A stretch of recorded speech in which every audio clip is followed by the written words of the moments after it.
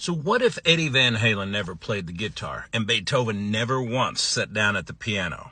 So I was talking in my last video about the whole signal to noise ratio thing.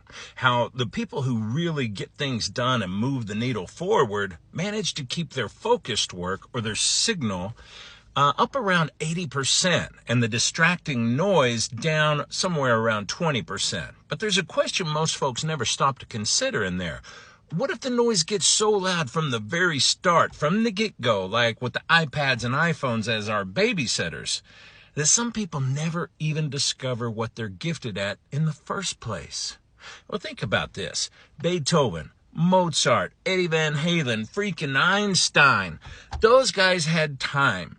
They had space to get bored, to get curious, to explore. Well, that's how they found their spark. But today, man, everything's loud. Non-stop screens, video games, notifications, scrolling, distraction layered on top of distraction. That's not 80-20 at all. That's more like 95 noise, 5% signals. And I'm not knocking it. I do some of it.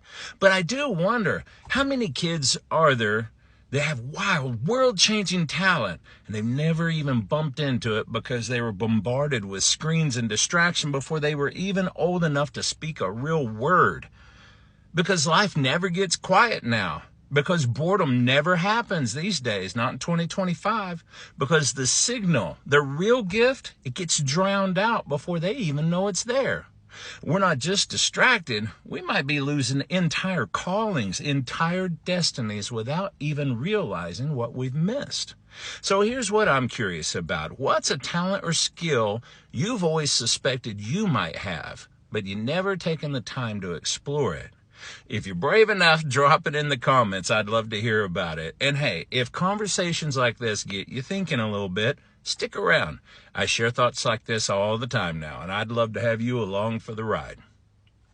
See you next time.